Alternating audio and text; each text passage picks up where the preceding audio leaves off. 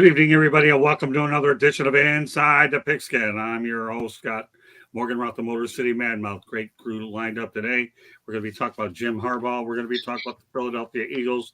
We're going to talk about the Dallas Cowboys. We're going to talk about the Miami Dolphins and Aaron Donald. With that said, let me introduce the crew. We have Travis Holmes. Welcome back, Travis. Thank you for having me as always, sir. You're very welcome. Jeremy Ballrick, glad to have you back. Good evening, sir. Good evening. All right, Bo, what do you know? Good to see you guys. Good to see you too. And last but not least, my star running back player, Melfar Jr. Hey guys, how's it going? We're doing great. All right, let's get right to it. Jim Harbaugh reiterates belief that J.J. McCarthy is the NFL draft's best quarterback. All right, we'll start with the player first. Mel, do you agree with that? You said what now? Jim Harbaugh reiterates belief that J.J. McCarthy is the NFL draft's best quarterback. Mel, do you believe that? No. I mean, I haven't seen anything to prove that. He wasn't really asked to do a whole bunch at Michigan. I think he protected him. They're a very sound football team, as far as running the ball. But then again, he spent a lot of time with him. Obviously, he spent 3 years with him. He knows him a lot better than any of us could possibly know him and what he's capable of doing and what he's not capable of doing. He has, he looks good getting off the bus. Let's put it like that. He has all the tools. He looks like he can play the position, but there's a lot more to it than just looks. It would be great, if he goes out there and excels in the NFL. I think a lot of teams have him rated pretty highly, but from what I've seen on film, I don't see that he's the best quarterback in the draft. Okay, Joshua Bernstein, Wild Panthers game. I'm sure we'll get a score shortly. Glad to have you in the chat room. All right, Jeremy, what do you think about J.J. McCarthy? I think if J.J. McCarthy goes to a team where he has to start the first year, he's going to fail. Do you? I think he needs to sit a year. I think he needs to learn the NFL game because right now, I don't see that decision-making that is good for an NFL quarterback. For as many wow throws as J.J. McCarthy had this season, he had those WTF throws. Okay. All right. Joshua Bernstein, living in South Florida, gives us a score 2-1. The Florida Panthers are leading the Boston Bruins. He says the second period has been a brawl. Okay. For those Panther fans tuning in, there you go. All right. With that said, we'll turn it over to Travis Holmes. I mean, I think we all kind of know what time of year it is, man. It is peak lying season. That is where we are. That is what's going on right now. I'm not going to fully say that Jim Harbaugh is lying. I'm saying he's doing what he's supposed to do and saying what he's supposed to say to not only benefit his guy, but also benefit his current team. Right. Like it obviously helps his current squad to get all the quarterbacks pushed up, ahead of where his team is drafting, so that maybe he can get one of these top receivers on his team. So of course, there's no reason for him not to say exactly what he's saying, whether it's self-preservation or it's just peak lying season. Now we're good. Yeah, NASCAR, they call it silly season. All right, Joshua Bernstein, the king of all nickname, calls you Travis Bird Holmes. All right. I don't know where he gets it, but whatever. It's up there. Daniel Berry, Sports Highlights. Well, all right, okay. I guess my oohs don't go that far, but nevertheless. With that said, we got both on the screen, so why don't you give us your take on JJ? Yeah, I mean, there's gamesmanship here because you want to improve what you're drafting, just like Travis said. And, of course, you want to hype up your guy that you've been coaching for the last few years. But there's zero chance he's the best quarterback in this draft. Even if he is talented enough to be, he didn't get asked to do enough for him to have the reps that these other guys do. So, yeah, I don't think he's going to be the best quarterback coming out in this draft. But if you're the coach, yeah, I mean, you're going to say stuff like that. Well, you know what? He may not be the best quarterback in the draft, but I'm going to tell you one thing. I definitely don't think Caleb Williams is either. So I'll leave it at that. By the time, if he does get drafted by the Bears, he's getting, what do they call that in wildlife talk? He's going to get mauled if he's playing for the Bears. So I have no confidence in Caleb Williams. He'll his play regress. But, J.J. McCarthy is a gritty player, and he does have a national championship under his belt. So I'll give him at least that much. At least he has a championship and a big one in his pocket. So All right, Candy, go ahead. All right, go ahead, Bo. You have something to add to it? Nope. Nope. All right, we'll have Candy take us to a station break. Go ahead, Candy. So, if you haven't bought this book yet, I don't know why. Lessons from the Microphone, Tuning into the Enduring Wisdom of Visionary Leaders. The author is none other than your host tonight for Inside the Pigskin, Scott Morganroth. It is available on Amazon, Kindle, and Barnes & Noble. There is a red subscribe button, and if you see it, it should be right now by Travis. If you see that button, that means you have not subscribed to us yet. Why not? Please do so. Share us, like us.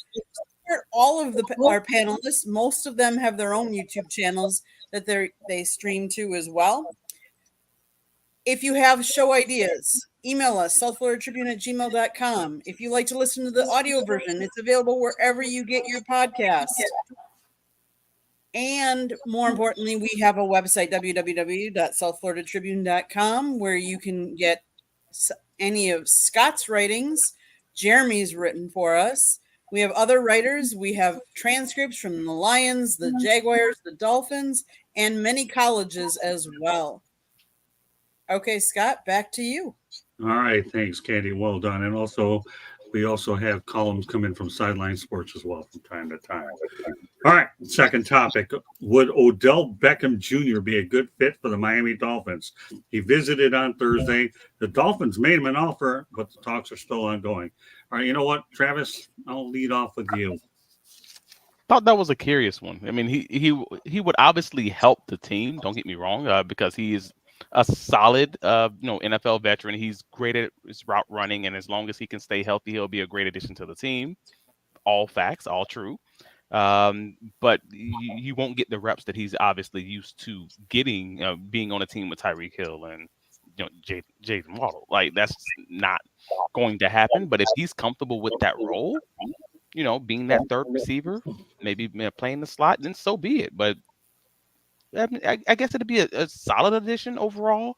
But he just obviously wouldn't getting the burn that he was acclimated to getting in Baltimore. Okay, Mel, what do you think? I mean, you can never have enough talented players. Odell is going to be 31 this year, I believe. I think the biggest issue with him is money. How much money he wants. And he got $15 million last year. I don't think he necessarily earned that $15 million, but he was in a difficult situation when you have a Lamar Jackson who is really not asked to throw the ball that much. Their game is predicated on being physical and running the football, controlling the line of scrimmage. That team being the Baltimore Ravens. Miami does like to throw it around a lot. And I don't think you can have enough premier weapons. And I think he would obviously probably take a lot of pressure off Tyreek. I do believe he still has a lot left in the tank. He wasn't utilized that much last year. I mean, Odell Beckham is one of those guys who he's a talented wide receiver. Don't get me wrong. But he made his name off of one catch, I believe it was on Monday Night Football, and that's kind of how he made his name. Then he kind of had the little antics on the sidelines with the kicking net, slamming the kicking net, then proposing to the kicking net. He was more of a character with the Giants, more of a distraction. Initially, he went to Cleveland, seemed like he started focusing on football, and just couldn't stay healthy there. Went to the Rams, played very well for them. I think had he not gotten hurt in that Super Bowl, I think the Rams would have won that game because or did they win that game? They did win it. They did win it, but I think he would have been the MVP of that game because he was having an outstanding game that particular game. And unfortunately, he just got hurt going out there running the route. So, I think it would be a great pickup for him because you can never have enough weapons. Okay, we'll turn it over to Jeremy. Who are we talking about again? Odell going to Miami. Odell Beckham Jr. Where'd he go? Miami? Not yet. They're in talks. He hasn't actually gone yet. They're in talks. If he makes it off the tarmac without being hurt, it's worth the contract. Okay. Well, no, that's fair. Hey, what you're saying is very fair, though. It's true. The guy's been injury prone, Jeremy, like you said, and if you can keep him on the field, you're fine. So continue your thought. And by the way, let's go to the chat room too. Okay, bring it up. All right, let's go ahead. Joshua Bernstein said nothing to lose. I guess I could go along with that. What's Blake. going on? Yeah. Okay. Well, Blake's back in. All right. Ryan Hoffman is going to kill it in Special Olympics. All right. Keep me posted. So, Josh, you're going to be our Special Olympics correspondent. Okay. Keep going. Panthers game is wild. Okay. Joshua Burstein says flag football champ. Okay. Best game of the year so far. And Blake Lazinski says, oh, yeah. Okay. And Joshua Burstein says, question for Mel. Who is your favorite Special Olympics athlete? Yeah, that's a great question. I just don't follow the sport enough to be able to give you a qualified answer on that question. But I mean, it is a great question. I mean, that's a tremendous honor to be able to represent your country, and it's also something great for those athletes. But I just don't watch it enough. I don't have the bandwidth to watch it. There you I go, have an Joshua. answer, but it's kind of funny. Mine is Go ahead. Johnny Knoxville in that movie. That's funny. You got me to laugh there. Pumpkin Jay is a funny guy. Ditto. Absolutely. All right. Let's continue on. So, I am drinking Mountain Dew from my own custom Lion tumbler. There you go. And I drink the Mountain Dew stuff. Look at this guy. Hey, listen, we got some characters in the chat room. Nothing wrong with As that. far as OBJ, he hasn't really been a 1,000-yard receiver ever since he got hurt the first time. He's helped teams. He's been the move the chain guy. He's kind of turned into Julio Jones 2.0. He'll get you a first down. He'll get you yards, but he does not get to the end zone as much. He's not that guy anymore. He can make a contested catch or two, but if he doesn't stay healthy, he's not helping your team. Yeah, he's good for a half a dozen plays a game at best. But that's actually curious though, because I mean, honestly, I forgot about the late season injury to Tyreek. And when that happened, they had the game against the Titans. They had the playoffs when he was already hampered and everything else. I mean, that's probably one of the main reasons we have the hip drop tackle. And Waddle was hurt too. Yeah, ban even happening. So I'm like, that's actually a fair, like, OBJ can take over a game. I'm not going to say he can't. We've seen that even last year with the Ravens. Like he's good for that one game. So even if it's just something as like it's just a hedge on whether it's Tyreek or whether it's Waddle, from that point of view is like to Mel's earlier point, you can't have too many good players, but also you can't have too much depth. I agree. Yeah, the one thing I'll say about Odell Beckham Jr., no matter what happens in his career, he has a Super Bowl win and a ring to show for it, thanks to Matthew Stafford. And he was a good late season addition for him too, without a doubt. So, I guess the question is how much does he feel that he's worth, and are the Dolphins willing to pay that price, knowing full well that they had to cut a lot of salary is what they've had to do just to try to get within salary cap respectability. Then again, all the teams have really been in that situation going into free agency for sure. So, it's just one of those type of situations where how much are they willing to pay for a third receiver? And of course, I don't have any doubt that Tua Tagovailoa will get him the football. Any good quarterback should know that if you have a good quarterback and you can find a guy open, you will find him. The Dolphins receiving corps is good. We have Jalen Waddle, you got Tyreek Hill, and the list goes on and on. So I don't know. It'll be if it happens, it'll be an interesting fit for sure. All right, so onward. For me on that, let me chime in on it. Obviously he can add something to your team, but it's a curious signing because they have a lot of questions on defense. Right. So I don't know if adding a bunch of stuff to offense is really all that helpful when your defense is currently set up to stop nobody. So I would be a little more focused on that side of the ball than adding some extra depth, especially for a splash player, not somebody that is a workhorse typically, and definitely has some injury issues. So add some nice depth to him, sure. But at the end of the day, I would probably be focused on that defense. Excellent point, Bo. I really like that. Because, again, the Miami Dolphins can put points on the board. The question is, can they stop anybody? And they lost that one player to, I'm drawing a blank. One of their best defensive players is Christian Wilkins. That's it. Thanks, Jeremy. You lose him, that's a big loss in that defense, and now they're talking about offense. All right, Blake Lozinski has a question for you, Bo. Yeah. So- How do I think Taylor Swift is helping the NFL? Well, I mean, they are in brand growth all the time, right? That's why they're going to Brazil this year. That's why they do all these overseas things. So now they are getting in front of a ton of people that were not previously football fans, probably still aren't, but they're watching. And that's what the NFL cares about. So it is a money-driven league, despite the fact that it is a entertainment nonprofit. Profit is key for them.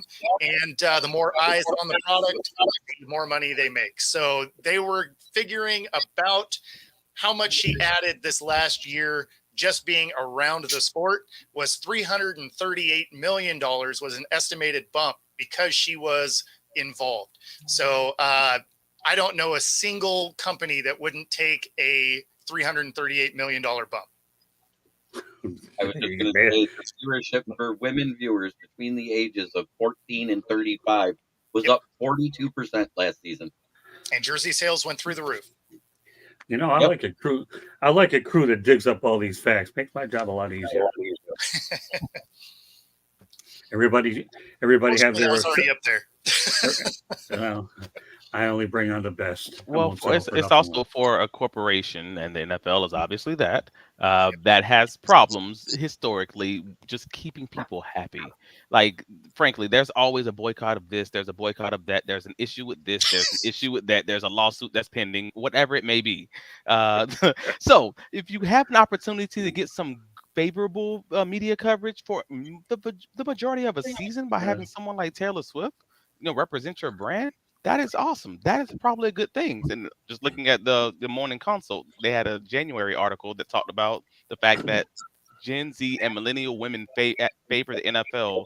That went up 11% this past season. Like, people felt better about the NFL, even though they do employ a lot of problematic guys. Like, we can say it that way. That's just objective truth. It's not a lot. There's a few. There's a few. It's not a lot. It's a few. High notable, high profile. Is that better? I'm not saying it's necessarily the majority of the guys, but when it's noticeable, it's front page news. That's all. What I mean, you talking about? that's with anything. I mean, you watch the news, 98% of it is bad, but that doesn't mean 98% of the folks out there are bad people. Also fair. No, absolutely. Hey, Blake, let me give you this, okay? If you're looking to make us all laugh, you're doing a really good job of it. Because you know what? When it comes to Wait. Taylor Swift, I don't think any of us can keep a straight face on this one. You said I can tell all you guys are Swifties. I can tell you I'm not. I said all season. The only thing flatter than Taylor Swift was Travis Kelce's play through the first 10 games. Man, Wow, shake it off. just a closet hater over there. I'll Don't tell you, worry. It's him. He's the problem. we definitely have an entertaining chat room. I can tell you, when these guys come on, the Lozinskis, the Bernsteins, and everybody else in there, you know that this is going to be a fun show. I feel it. I talk to these guys every day on FaceTime. I've had more FaceTime calls in the last 2 weeks than I've had in the last several years, except when my mom was alive, and I used to do those with her before she passed away. Guys, keep it up. I enjoy your FaceTime calls. They're a blast. All right, with that said, we'll blast over to the next topic, and that being this. Everybody talk about Beckham. Everybody's had their piece on this. Let's make sure. Say aye. Okay, good stuff. All right, Philadelphia Eagles head coach Nick Sirianni is thrilled about what running back Saquon Barkley can bring to his team. Mel Farr Jr., you think he should be? Yeah, I mean, they're a run-oriented football team, and Saquon's one of the best in the business at doing what he does.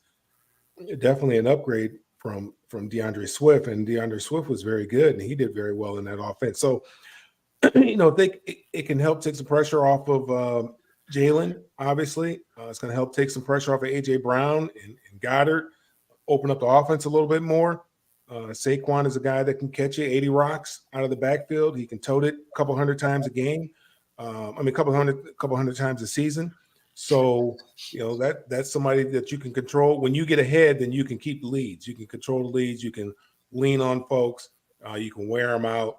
And, when it comes later on in the season, when you're talking about November, December, early January, that's huge to be able to play that type of football, especially as the weather, is not so favorable in that part of the country. So, yeah, I mean, I look for big things from Saquon, because it's just not going to be on him. There's other people you have to worry about. when he was with the Giants, they didn't have to necessarily. The whole thing was stop Saquon, make Daniel Jones beat you. Well, now if you just say stop Saquon, you're saying, hey, make Jalen Hurts beat me. He's proven that he can do that. You know, it's funny on social media.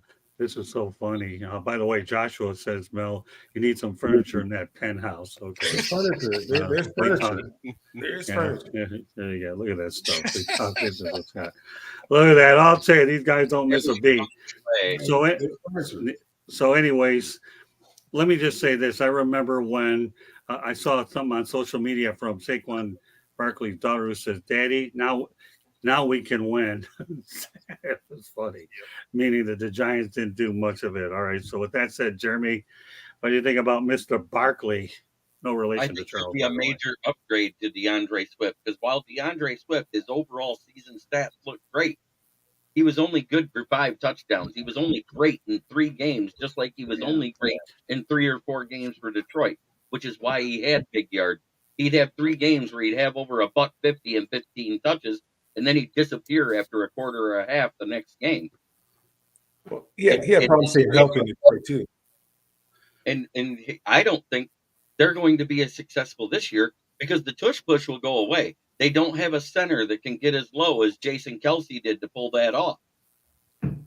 Yeah, you know what, though? I will say this much, and to the Lions' credit, okay, David Montgomery was an unbelievable upgrade over DeAndre Swift. So apparently Brad Holmes and Dan Campbell knew DeAndre, you want to go? That's okay. We got no issue with that, okay? Reality is we saw what David Montgomery did. He loves playing there, and he's done a remarkable job. So, all right, Travis, go ahead. This is going to be a curious one. It's rough because Swift wasn't bad. Like, I guess we kind of just mentioned, he was volatile for sure. Whereas Saquon is probably the first 3 down back they've had since what? I don't even know. LaShawn McCoy. Yeah, maybe. Like he's a true 3 down all around back, and that can.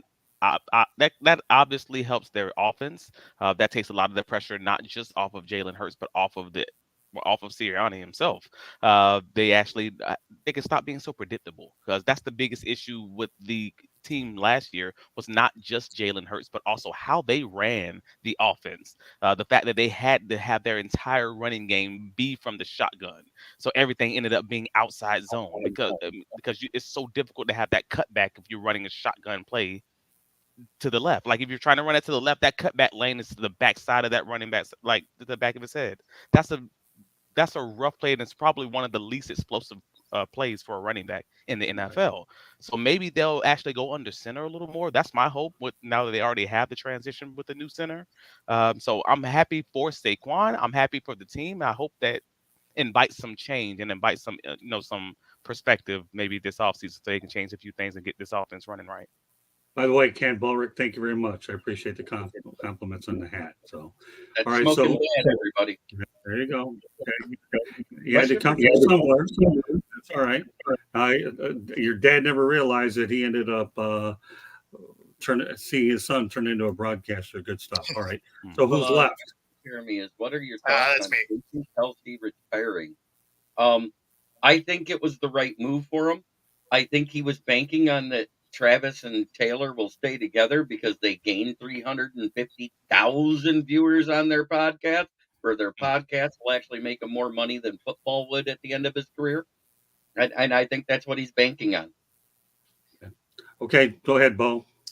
Yeah, so I mean, obviously this is an upgrade for him as long as Saquon can stay healthy. But the good thing is for Saquon is he's not going to be fighting off tackles behind the line of scrimmage now. They have a good offensive line. So his initial contact isn't going to be by, 6'5" Samoan guys. It's going to be by linebackers that don't outweigh him by a lot. And I actually disagree with Jeremy here. Cam Jurgens is going to be a good center. I mean, he was the heir apparent to Kelce anyway. And he was involved in those tush-push plays to begin with. He was playing guard. So, I mean, it's not like he's unfamiliar with how to run those plays. They're still going to have one of the better offensive lines in the league. And if you're a running back, you got to like that, especially for a team that does run the ball a lot. So I like what this can be for him. Obviously, it comes down to whether or not Saquon can stay healthy. Historically, that hasn't been the case, but this is definitely his best offensive line. Yeah, the only thing I'll add to close out the topic is this. Face it, okay, Saquon Barkley has a much better supporting cast with the Philadelphia Eagles. His coach, Nick Sirianni, is a heck of a coach, too. The Giants haven't been able to figure it out for a while, and now their owner says he's not opposed to the team taking a quarterback. So when you compare and contrast the two organizations, that the Giants are second-guessing the quarterback position yet again, Saquon got out of there to a division rival, and now he has a supporting cast. I could see Saquon Barkley having a pretty good year, providing he stays healthy. The biggest issue we had with DeAndre Swift, really, for the most part, he never stayed healthy, and he never played more than 3 to 5 good games. And that's always been his Achilles heel anyway. So we'll see. I like what they're doing in Philadelphia. All right, now we're going to talk about the Dallas Cowboys. I don't know if I call them America's team. I think they came back in the 70s, and somehow, some way, it stayed that way. But anyways, Cowboys owner Jerry Jones is confident in Cowboys despite free agent exits. We've got Dak. Oh, Nelly. I had to get my own Nelly momentum for the night.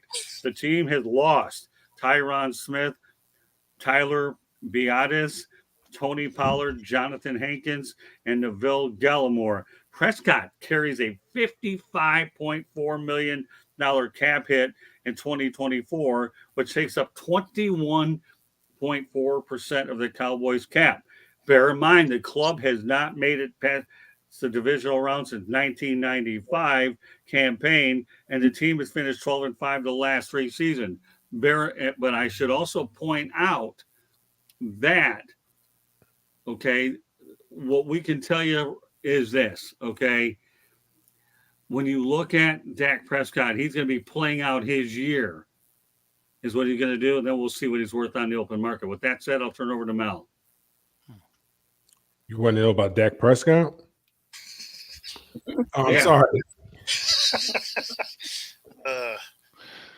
That's an awesome way to phrase it. Yeah, there's a lot of different ways. I mean, the Cowboys are going to, obviously they're in a conundrum. He has a large cap number that they have to deal with, and they're married to him, and that's their guy. They're going to go as far as Dak will take him. I don't see what they've done in the offseason to help him in a whole lot. They lost their running back, which is not really a big deal in the sense where everybody thinks that you can just get one off the corner. But it would take a lot of pressure off of him. Although statistically he had a great year, but when it comes down to the nitty gritty, there's a couple things you got to be able to do. You got to be able to run the football. You got to be able to stop the run. You got to be able to control the line of scrimmage. And if you're not able to do that, it's going to be very, very difficult for you to win football games late. You can maybe win some football games early with all that offense, but when it comes down to the nitty gritty, you have to be able to run the football. When it comes, when you get to late December, November, December, early January, you need to be able to run the football. And Dak has proven that he is not capable of taking the Cowboys far in the postseason. They got there this year, and then they got embarrassed, if I'm not mistaken, in the playoff game. I can't remember, but I believe they got embarrassed in the playoff game that they participated in. So it's going to be an interesting year to see what kind of help they're going to get Dak to help him get over that hump, because it's not just Dak. And I've talked about it before. The Cowboys is one of those teams. They got a lot of players. They got a lot of great players on that team, but they lack leadership. They don't have a true leader. The owner is, he kind of marches to his own drum, and he does what he wants to do. The only owner that I know that I believe has his own little show, and then, you got players, all of them have different podcasts and stuff going on. There's a lot of individuals there, but they don't have a team concept. It's a lot of me first versus us first. So that's the biggest problem that I really see with the Cowboys. If they could embrace a us first, a team first concept, I think they'd be a lot more successful. But the way they're currently constructed, and like I said, it starts at the top. I don't see them doing much. I don't see much changing. Okay, let's go to the chat room. There's a lot up there. Joshua Bernstein said Blake's new team. Okay, all right, let's keep it going from where we're at. You got Blake's new team. All right, go ahead. You read them, Jeremy. All right, I think the Carolina Panthers should move to Dothan, Alabama. Joshua Burstein asked Travis specifically, what did he think about Dothan, Alabama getting an NFL team? I mean, hey, flag football is a sport now, man, and it's going to be an Olympic sport. So, hey, it legitimately it will be an Olympic sport. So let's take it serious. America, U.S. #1, cool. Breed them, get them out. Let's go. There you go. All right, keep it rolling in the chat room. Let's keep going. Anyone going to the draft this year? We're praying we do. Yeah. That is the goal. I'm going to go to watch it no matter what. But yeah, I'm going. I'm not going to the draft, but I will be there the day before because we have a function going on for our foundation. We have a large event going on the day before the draft on the 24th of April. It's 4/24/24. We're taking advantage of my dad's number, and so we have a large event going on at One Mic Stand in Detroit on April 24th at 7 p.m. at One Mic Stand, and would like to see a whole lot of folks out there to support the foundation. The foundation is the Mel Farr Superstar Foundation, and it supports the various camps that we have going on here in Georgia, and also up there. We have the Georgia Showcase here, and we have the Michigan Showcase up in Michigan. Gives youth an opportunity. Those guys, those individuals, those student athletes who did not receive a Division I scholarship, we give them an opportunity to showcase their talents, their skills, and their abilities in front of Division II, Division III, and NAIA schools, so they can earn grant and aids and scholarships right on the spot. So, and also we're looking to start a curriculum. The Lewis School of Business up there in Detroit, an entrepreneurship curriculum with my dad's name. So that's the purpose of the foundation, is just to continue his legacy. Oh, hopefully we'll have a chance to get together at that event, Mel. I'm trying to get my schedule sorted out. I have a lot of things going up when I get up there. I got business meetings with potential magazines, as well as radio appearance I have to make promoting the book, but I'm confident we can get in there. So, all right, let's continue with the chat room. Speaking of Dallas, I'm a Hawks fan. Seahawks stole Hankins. Would like to know your thoughts, Paul. I mean, yeah, they're going to have to rebuild the whole defense, right? I mean, at this point, they had let everybody go. It was a really expensive defense that wildly underperformed. And despite the fact that there was some tradition with some of the guys that were there, it's going to be complete turnover. So, I mean, at the end of the day, yeah, you're going to see all those guys go. Okay, let's go to Ken Bulrick. I like this comment. Jerry Jones has gotten his wish. Go ahead, Jeremy. Read the rest of it. He said if the Cowboys could win the Super Bowl in '95, he wouldn't care if the Cowboys never won another one. Karma is a bitch. There you go. Okay. All right. Now, I like this comment because it's true. Dak, go ahead, Jeremy. Dak is just another Romo. Dallas is wasting money. There you go. Boy, he nailed that one, Robert.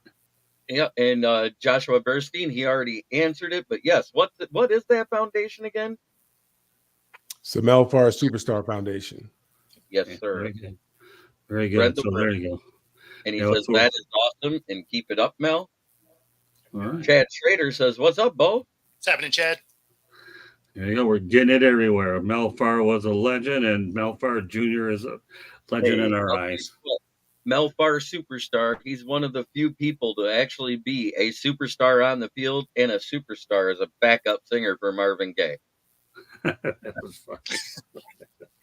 All right. Well, all right. Now that all right, who's talked about this? I know we're moving around a little bit. So who hasn't talked about? So I hadn't touched on the Dak thing yet. So all right, go ahead. It's interesting that they haven't moved forward with a deal just because of the dead cap money that they will owe him if they allow him to do, test free agency. Because basically they could be paying him $40 million to not be there. Now, obviously there's a precedent around the league that apparently that's not a problem anymore. You got the Broncos doing it to the tune of $85 million to just please go play anywhere else. So, I mean, I guess $40 million doesn't matter anymore, but it seems like it hurts the cap. So you would think that they would want to get something done. It is laughable that they were saying, oh yeah, we're Dak's our guy, but we're not going to give him a deal. So, I mean, how much of your guy is he, right? So nothing they've done indicates that they're all in for this season, though, because their salary cap was absolutely brutal coming into this year. So all they're doing is losing talent. And so we'll see what happens. But I don't imagine they're going to be as good as they were last year.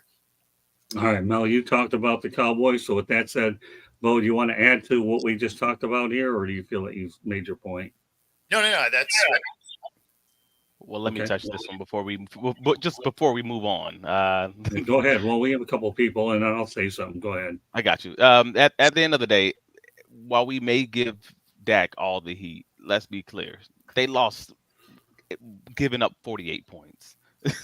They lost in the playoffs by scoring more than 30 points in an NFL game. That's obviously not on the offense. Can we just be real about that? Like, they are, for a reason, rebuilding that defense with a new defensive coordinator. For that all happened for a reason, and it has nothing to do with Dak and the offense. So, like, while Dak may have his opportunities, I wanted to be clear in saying, all right, they did build a solid enough team, or at least on offense, to win.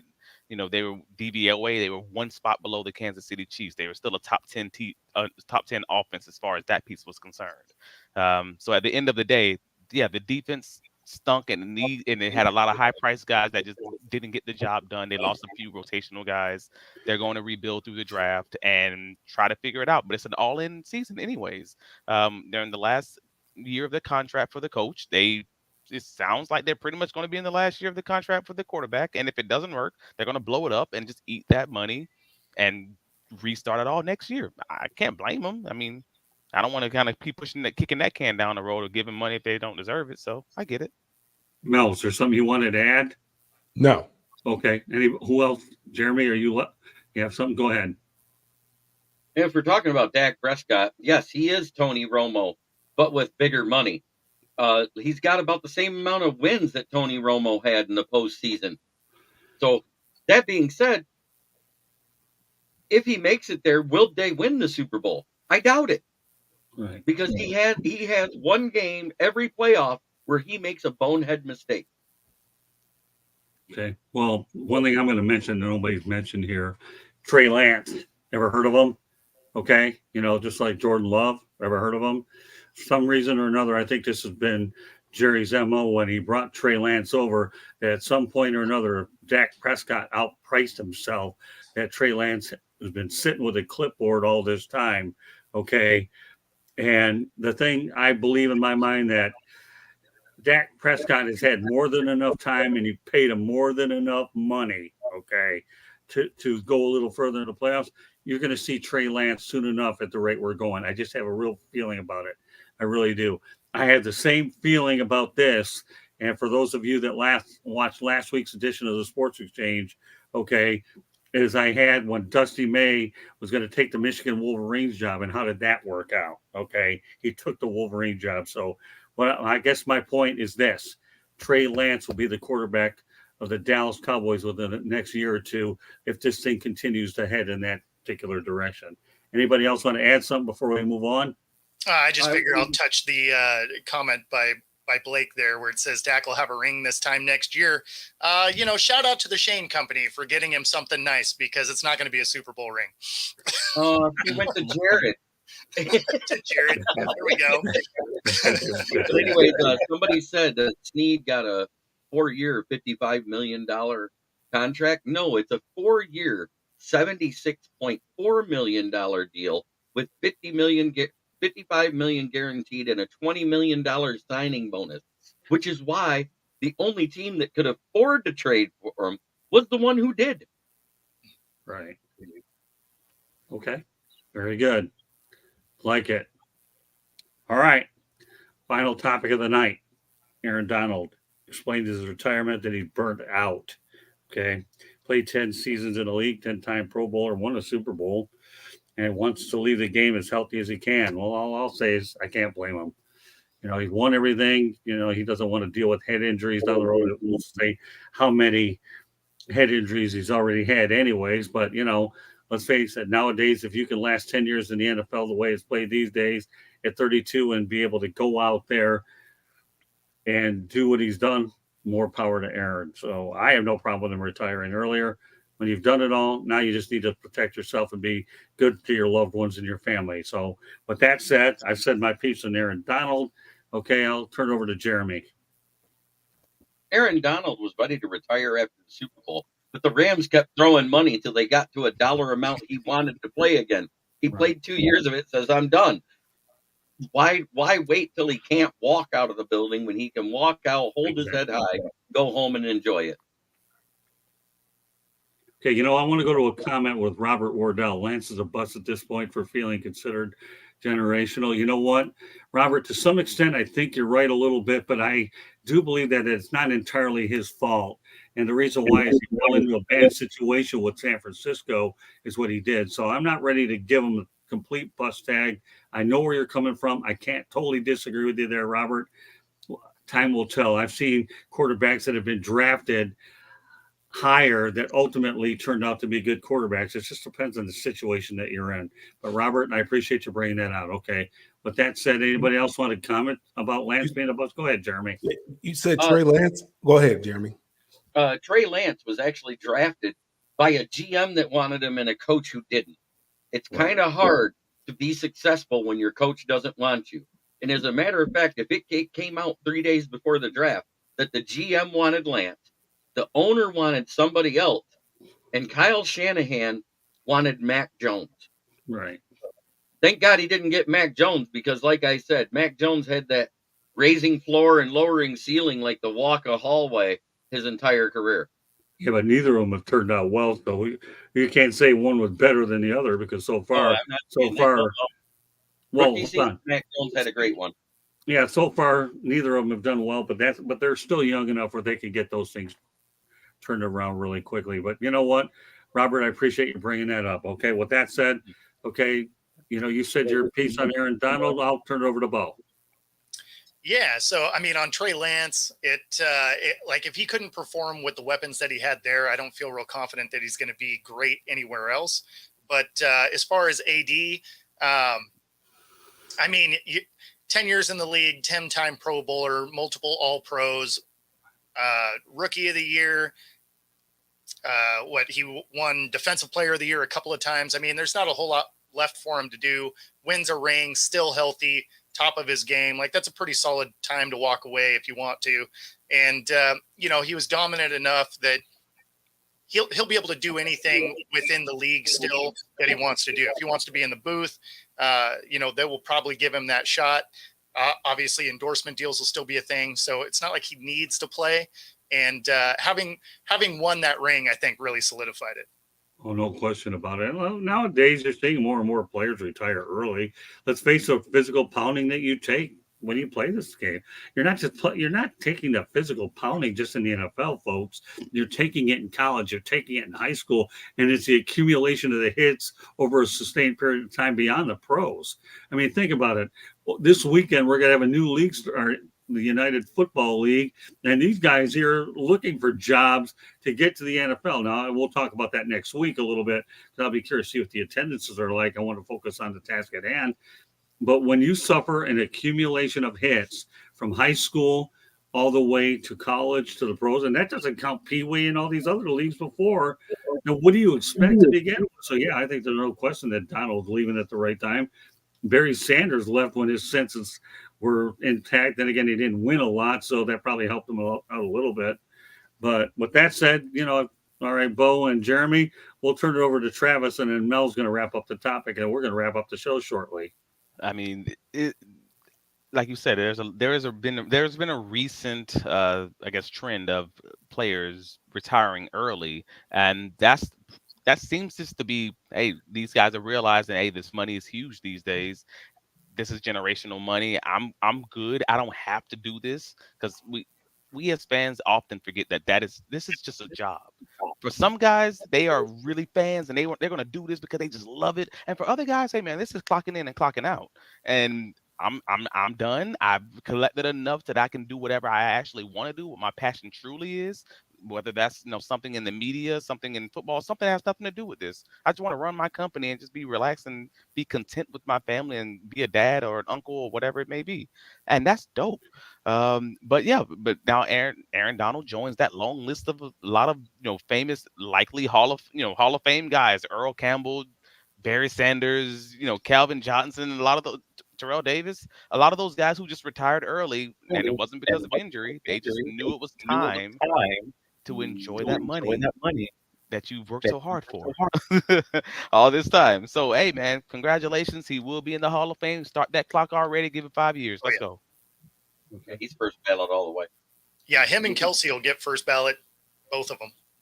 Yep. Those are going to be some of the easiest selections. Hi, George Eichhorn. Glad you're a part. Nice to hear from you. All right, Mel, go ahead. Wrap it up with this topic. I think that you gotta understand football is a tough game, and it's not just the games. It's not just the practice. It's what goes into being able to prepare yourself for a long season. When I played, way back yonder, I remember you went to camp and got in shape pretty much. Now you have all season programs where you're pretty much getting you're ready to go full tilt when camp starts. So you're preparing long before camp even starts. I mean, you got a 2 or 3 month program, weightlifting programs, then you have OTAs and different things that you have to go to. It's just a lot. And he's one of those guys that committed, he's committed. And I think Tom Brady was another guy. I think I was watching the Dynasty and just how I think it was him or he, how he went about approaching playing football. That was everything to him. He gave it all that he had. I mean, that's all he thought about. Kobe Bryant, when he was playing basketball, he didn't go hang out, do certain things.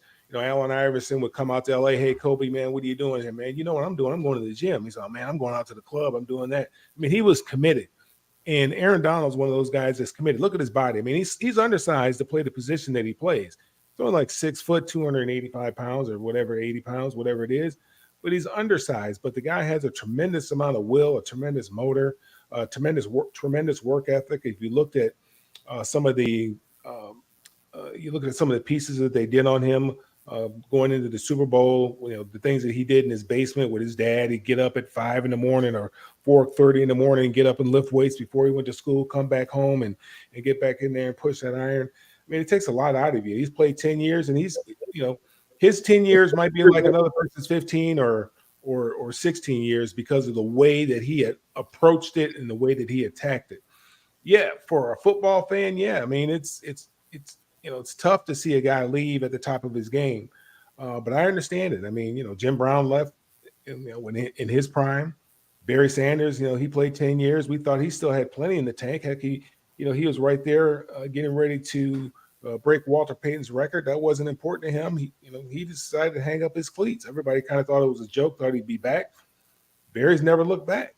He probably could have rushed for 20,000 yards. He probably could have put the record so far out there that it would have been impossible to reach, even though Emmett's, record will probably never be, nobody will ever break his record. But, I get it. I understand how difficult it is to play that game week in and week out. It's a tough sport. It's a tough way to make a living. Let's go back to the chat room. Blake Losinski. I see a big future for Jeremy in the broadcasting industry. Oh, great minds think alike there, right, Jeremy? Okay, Wow. good stuff. Blake Losinski, good show tonight. Well, glad you feel that way. Jeremy's the next new Craig Minervini. Well, Craig's a good friend of mine, Jeremy, just so you know, one of the classiest people on the planet there. For sure. Okay, I think Scott needs to introduce Jeremy to Craig. Well, all Jeremy has to do is come to South Florida. We'll take him to a Marlins game. We'll meet him there. So with that said, it has been a fun show tonight. I know we've covered a fair amount of topics. Candy, why don't you go ahead and come on in here and give us another station break, turn it over to these guys so they can wrap things up as well. Okay, well, you are listening to Inside the Pigskin, which is on Tuesday nights. If you missed it, last night was 108 Stitches Baseball Talk. Tomorrow night is Sports Exchange. Sports Exchange talks about all kinds of different sports, from cornhole to football to basketball, March Madness, you name it. You never know what might be on. But if you want to subscribe, hit that red subscribe button, share it, like us, share others, go to all of our panelists that most of them have YouTube channels, support them. If you want to see topic ideas and you have ideas, send it to us, southfloridatribune@gmail.com. If you want to advertise cost efficiently, call Scott 954-304-4941. And if you like to listen to podcasts, go out and find South Florida Tribune. We are all over any of those podcast areas. But there is a book out there, Lessons from the Microphone, Tuning into the Enduring Wisdom of Visionary Leaders. It is written by our host, Scott Morganroth, who has been in the media for over 40 years. It talks about some of his biggest interviews. It has a picture of him with Muhammad Ali. It has lots of information. Go out and get it. It's a very interesting book. It is available on Amazon, Kindle, or Barnes and Noble. Okay, back to you, Scott. All right. Well, that does conclude this edition of Inside the Pigskin. Before we go away, though, Jeremy, let everybody know how they can get a hold of you. Well, as always, you can find me right here on the South Florida Tribune channel. You can also find me on the southfloridatribune.com, where I write for the Motor City Tribune heading. Right underneath George Eichhorn, you'll find me there. You can also find me on my channel, which is Kneecap Biting with the Motor City Lions. I'm live 8 times a week, Monday through Friday at 11 a.m., and then Monday, Wednesday, Friday at 9 p.m. You can also find me here on this show, Inside the Pigskin on Tuesdays, Fire Up on Thursdays, and whatever else Scott wants to throw me into, because if I got the time to do it, I do it.